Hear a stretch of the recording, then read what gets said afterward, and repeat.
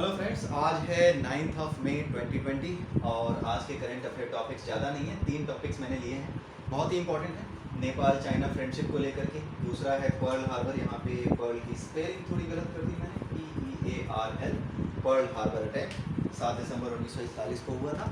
उसके बाद है manufacture store and import of hazardous chemical rule.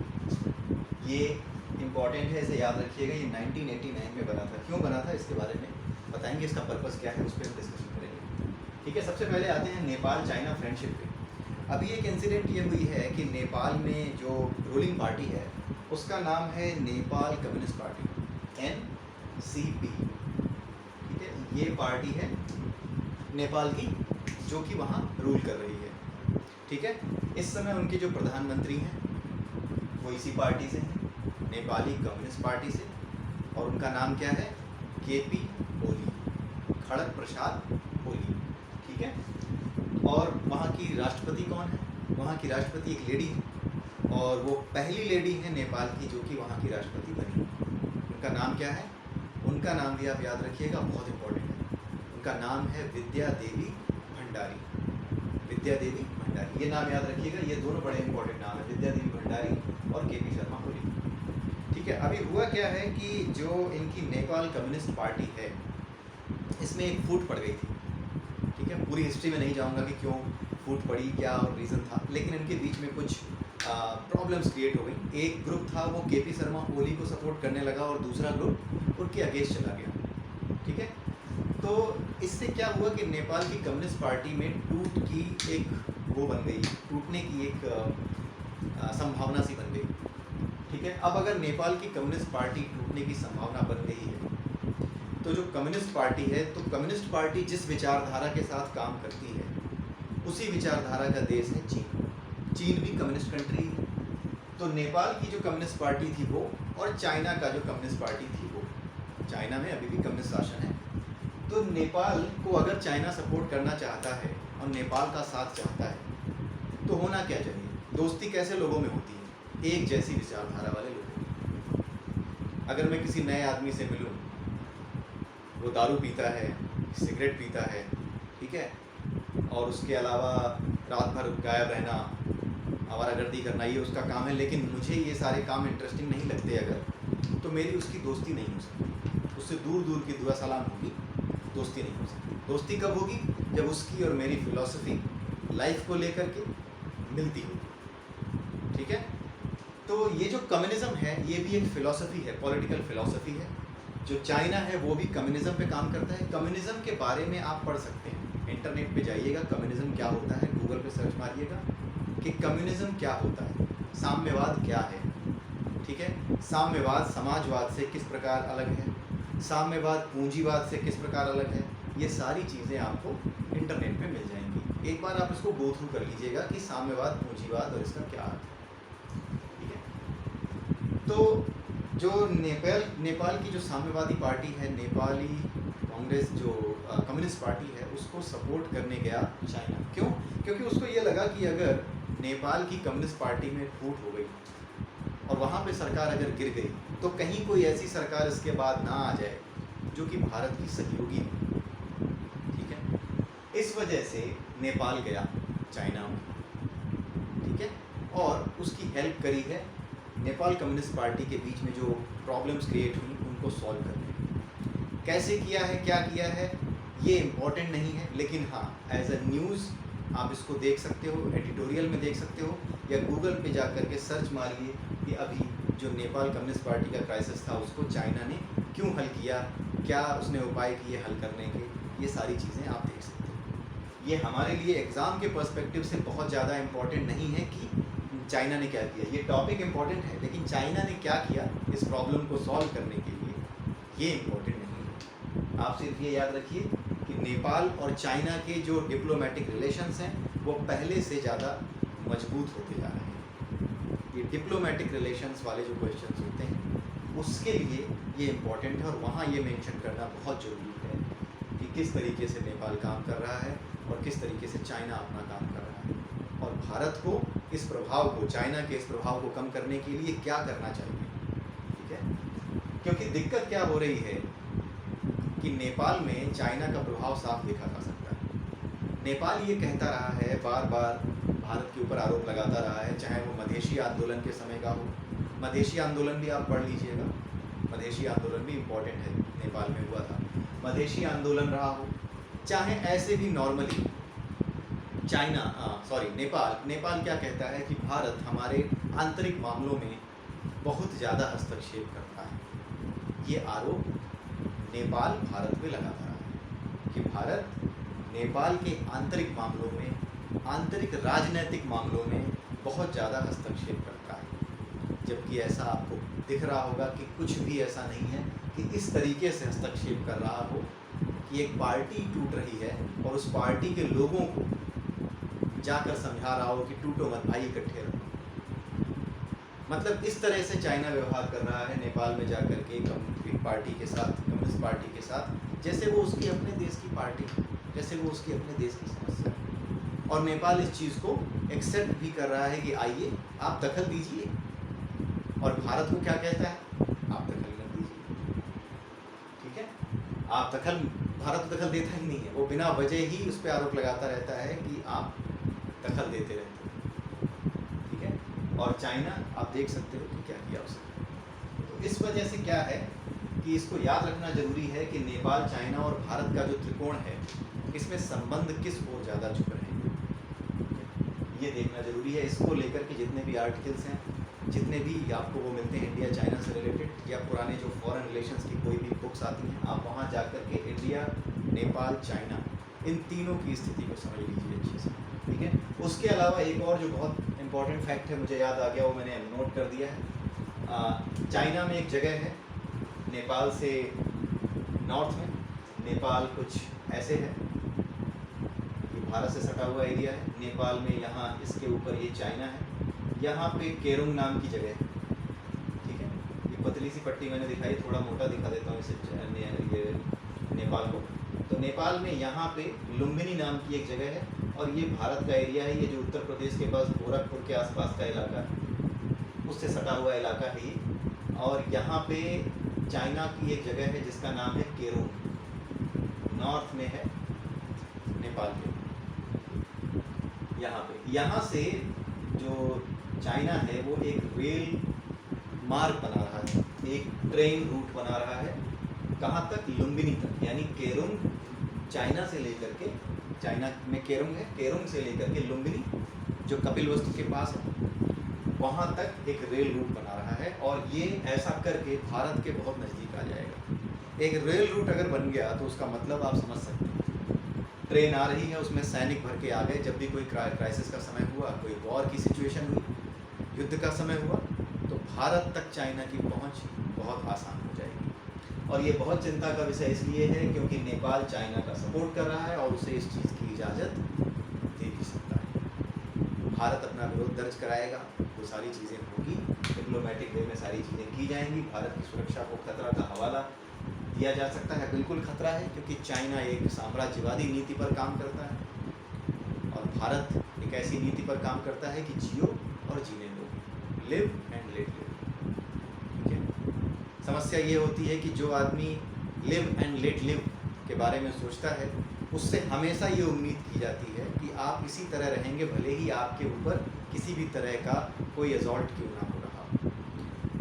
जैसे शरीफ आदमी होता है, उससे ये उम्मीद की जाती है कि अगर तुम्हारी बेटी को हम छेड़ेंगे तब भी तुम शरीफ ही रहोगे, तुम कुछ करोगे नहीं। ये शराफत की परिभाषा आज के समय में बना दी जाती है। ये गलत आदमी यही परिभाषा सोच कर चलता है और वो ये मान के चलता है कि जो शरीफ है उसे कोई हक नहीं है अपने अधिकारों के लड़ने का, उसे शरीफ ही रहना चाहिए। उसके लिए शराफत का मतलब है चुपचाप दुबक कर, डर कर घर में रहने वाला और अपने अधिकारों के लिए आवाज़ ना उठाने वाला। ये दुष्टों की परिभाषा है शराफत को लेकर। तो शराफत का अर्थ ये नहीं होता। इसीलिए जब भी आपने देखा होगा कि भारत में किसी तरह की ऐसी चीज़ की जाती है जहाँ पे वो अपने खिलाफ होने वाले युद्धों को या अपने खिलाफ होने वाले एजॉल्ट को जब रोकने का प्रयास करता है, तो अलग अलग संस्थाएं आकर उसे रोकने का प्रयास करती हैं कि आप ये कर रहे हैं, मानवाधिकार का हनन हो रहा है या वो हो रहा है। लेकिन जब दूसरे देश जिनकी छवि ही खराब है, जो हैं ही बदमाश, वो बड़े बड़े काम करते रहते हैं उल्टे सीधे, कभी किसी जगह पे कब्जा कर लिया, कभी कहीं से उठा के लोगों को दूसरी जगह विस्थापित कर लिया, वहाँ मीडिया जाता ही नहीं। क्यों? क्योंकि वहाँ जाएंगे, आतंकवादी होंगे, मिलिशिया होंगे, गोली मार देंगे। तो जो शरीफ होता है, कई बार उससे ये उम्मीद की जाती है आप शरीफ बने रहोगे, आपके ऊपर अगर गलत किया जाएगा तो भी आप उसी हालत में रहोगे जिस हालत में आप आज हो, यानी चुप ही रहोगे।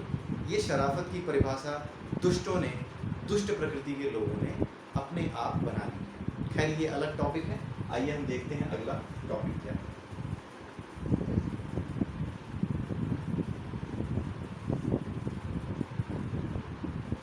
अगला टॉपिक है पर्ल हार्बर अटैक। ये टॉपिक न्यूज़ में क्यों है? अभी कुछ दिन पहले, अभी 1-2 दिन पहले ही जो अमेरिका के प्रेसिडेंट हैं उन्होंने एक बहुत बड़ा आरोप लगाया चाइना के ऊपर कि ये जो वायरस अटैक है, जो कोरोना वायरस पैंडेमिक है, ये एक तरह का अटैक है जो कि चाइना ने किया है। और ये अटैक ठीक वैसा ही है जैसा 9/11 हुआ था 2001 में, और जो पर्ल हार्बर हुआ था उसकी तरह का। अगर आपने न्यूज़ सुनी होगी तो उन्होंने ये बातें बोली कि पर्ल हार्बर का जैसा अटैक था वैसा, और जो 9/11 हुआ था वैसा। इन दोनों तरीक़ों के अटैक से भी ज़्यादा बड़ा अटैक चाइना ने अमेरिका पे किया है। ये जो है पर्ल हार्बर अटैक, आपको जानना इसीलिए ज़रूरी है थोड़ी सी हिस्ट्री, क्योंकि 9/11 के बारे में कोई ज़्यादा पूछेगा नहीं। पर्ल हार्बर थोड़ा हिस्ट्री का पार्ट है, वर्ल्ड हिस्ट्री का, तो रिटन एग्ज़ाम में या फिर प्री एग्ज़ाम में 1 नंबर का क्वेश्चन जहाँ गोले काले करते हुआ वहाँ ये आ सकता है। तो पर्ल हार्बर एक, आप देखिए पहले किस लोकेशन पे है। इधर है एशिया और इधर है आपका अमेरिका, ठीक है। बीच में इसके बहुत बड़ा जो ओशियन है, पैसिफिक ओशियन, सबसे बड़ा जो ओशियन है वो पड़ता है बीच में। यहाँ पे कहीं पे जापान है, छोटे छोटे आइलैंड हैं, और यहाँ पर कहीं पर आप एक बार मैप देख लीजिएगा।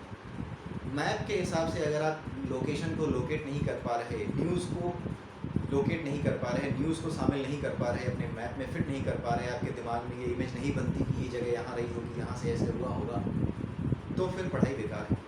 आप मैप को जब भी ऐसी न्यूज़ आए जो किसी लोकेशन से रिलेटेड हो, हिस्ट्री से रिलेटेड हो, तो तुरंत आपका माइंड मैप कर जाना चाहिए कि ये चीज़ कहाँ पर है, ताकि इसके आसपास का सारा एरिया जैसे ही क्लियर होगा वैसे ही बाकी चीज़ें अपने आप समझ जाओगे, ठीक है। तो यहाँ पे है कहीं जापान एशिया में, और यहाँ पे है एक हवाई आइलैंड, यहाँ पे हवाई आइलैंड था, अभी भी है। इसी हवाई आइलैंड पे एक जो है पर्ल हार्बर बनाया हुआ है, एक अड्डा बनाया हुआ है अमेरिका ने, बहुत पहले से, आज भी है। तो पर्ल हार्बर में एक अड्डा बनाया हुआ था 1941 में, 7 दिसंबर 1941 को, इतवार का दिन था, संडे का दिन था। उस दिन पर्ल हार्बर पे अटैक किया किसने? जापान की सेनाओं ने। क्यों अटैक किया? हुआ ये था कि 1939 से सेकेंड वर्ल्ड वॉर शुरू हो गया था, लेकिन अमेरिका इस लड़ाई में कूदा नहीं था, यूएसए वर्ल्ड वॉर में नहीं कूदा था, वो चुपचाप बैठा था, देख रहा था, ठीक है। वो हथियार बेच रहा था लेकिन खुद हथियार लेके नहीं कूदा, अपनी इकनॉमी को स्ट्रॉन्ग कर रहा था दुनिया में जब आग लगी हुई थी। यानी कि जब उस समय उसने हथियार खूब बेचे, बड़े बड़े देशों को खरीदा, लेकिन उस समय जो लड़ाई चल रही थी उस समय उसने और कुछ नहीं किया कि वो लड़ाई में कूद जाए या फिर लड़ाई में पार्टिसिपेट करे, ऐसा कुछ नहीं किया, ठीक है। लेकिन उसका हथियारों का बिजनेस अच्छा खासा चल रहा था। अब हुआ क्या कि जो पर्ल हार्बर पे अटैक हुआ था, इसकी रूट्स थोड़ी पुरानी है। 1968 में क्या हुआ था, 1968 नहीं, 1868 में क्या हुआ था कि जापान में जो किंग था उसके साथ एक नेगोशिएशन की अमेरिका ने कि तुम अपनी इकोनॉमी को हमारे लिए खोलो, हमसे खरीदो, हमको बेचो, ये सारी चीज़ें उसने करी। अमेरिका के दबाव में आकर के जापान ने ये सारी चीज़ें की, ठीक है। उस समय तो ये हो गया, दबाव में आ गया, और पूरे रूट पर जहाँ पे व्यापार होता था अमेरिका तक, जापान से लेकर के वो पूरा रूट अमेरिका के कब्जे में हो गया। लेकिन धीरे धीरे करके जब तक सेकेंड वर्ल्ड वॉर आया तब तक जापान जो है वो थोड़ा स्ट्रॉन्ग हो चुका था। वो रशिया को हरा चुका था, वो चाइना को हरा चुका था, तो उसका कॉन्फिडेंस बहुत हाई था। जब सेकेंड वर्ल्ड वॉर शुरू हुई तो जर्मनी, इटली और ये जापान, इन तीनों ने मिल करके एक ग्रुप बनाया जिसे कहते हैं एक्सिस पावर्स। तीनों ने मिलकर एक ग्रुप बनाया, उसे कहते हैं एक्सिस पावर। और इन तीनों ने ये तय किया कि हम तीनों ही पूरी दुनिया पे कब्जा करेंगे, पूरी दुनिया पे हमारा ही कंट्रोल होगा। तो इसमें क्या था कि इटली जो है पूरे यूरोप पे जो है कब्जा करेगा, जर्मनी उनको लीड करेगा और जापान पूरा एशिया पे कंट्रोल करेगा। अब जब जापान को पूरे एशिया पे कंट्रोल करना था तो ये जो भावना थी कि हाँ हम अपने आप को विस्तार दें, अब चारों तरफ फैलें, तो उनके लिए बहुत ज़रूरी था कि जो एशिया से होकर के बाकी रूट्स जाते हैं उन रूट्स को कब्जे में लिया जाए, उन पे हमारा आधिपत्य हो। इस वजह से क्या किया इन्होंने,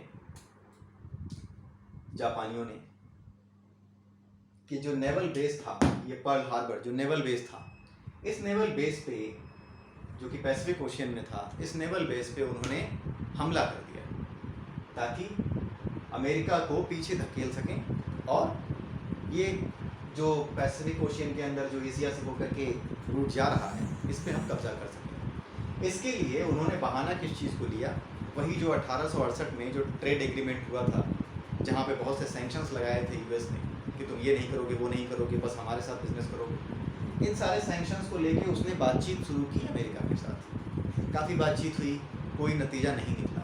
जब कोई नतीजा नहीं निकला तो ये एक एक्सक्यूज़ बन गया कि तुम हमारे हितों के खिलाफ काम कर रहे हो। और जापान ने क्या किया, पर्ल हार्बर पे अटैक कर दिया। पर्ल हार्बर पे जब अटैक किया तो 2400 सैनिक अमेरिका के मारे गए।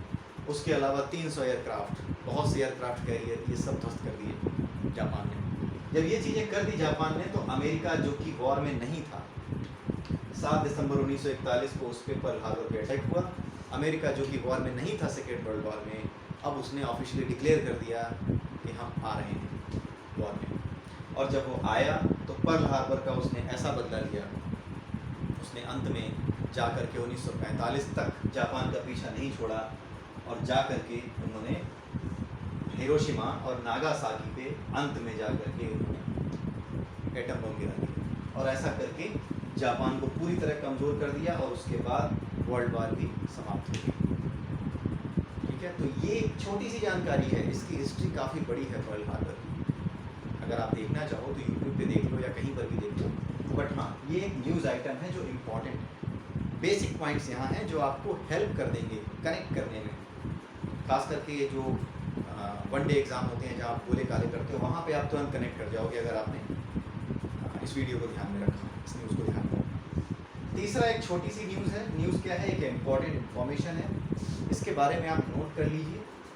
ये पूछी जा सकती है, इसलिए पूछी जा सकती है क्योंकि अभी गैस त्रासदी हुई है। विशाखापट्टनम में गैस बाहर निकली है कंपनी की, एलजी की, उससे गैस निकल गई जिससे कई लोगों की जान चली गई और कई लोग पूरी तरह से जो है बीमार पड़ गए।